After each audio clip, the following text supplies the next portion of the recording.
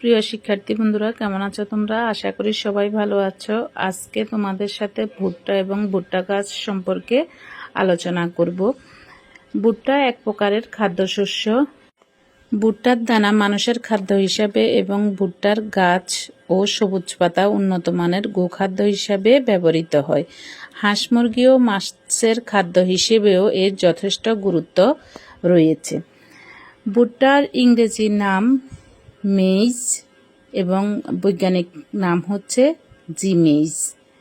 এই শস্যটির উৎপত্তিস্থল আমেরিকা। এটি বেলে দোআঁশ ও দোআঁশ মাটিতে ভুট্টা চাষের জন্য খুবই উপযোগী। ধান ও গমের তুলনায় ভুট্টার পুষ্টিমান বেশি। এতে প্রায় 11% আমিষ জাতীয় উপাদান রয়েছে এবং প্রতি 100 গ্রাম ভুট্টার দানায় প্রায় 90 মিলিগ্রাম ক্যারোটিন বা ভিটামিন এ থাকে। বাংলাদেশের রংপুর, লালমনিরহাট, কুড়িগ্রাম, নীলফামারী ও গাইবান্ধা জেলায় ভুট্টা চাষ হয়ে থাকে।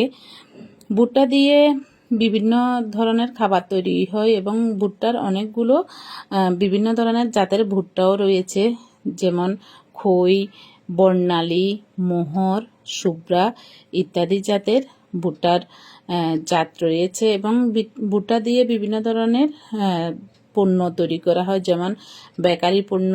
এর মধ্যে বিস্কিট, বিভিন্ন ধরনের খাবার দ্রব্য থাকে এবং পানীয় তৈরি করা হয়। ঔষধি হিসাবেও ভুট্টার ব্যবহার রয়েছে এবং ভুট্টা দিয়ে বিভিন্ন ধরনের প্রসাধনীয় তৈরি করা হয়ে থাকে এবং ভুট্টাকে পরিশোধিত করে বিভিন্ন ধরনের ভুট্টার তেলও তৈরি করা হয়। তো প্রিয় শিক্ষার্থী বন্ধুরা, আসলে ভুট্টা গাছের উপকারিতার শেষ নেই এবং ভুট্টার উপকারিতাও প্রচুর রয়েছে।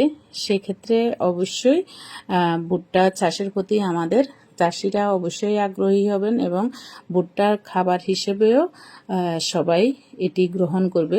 তো ধন্যবাদ সবাইকে ভিডিওটি দেখার জন্য।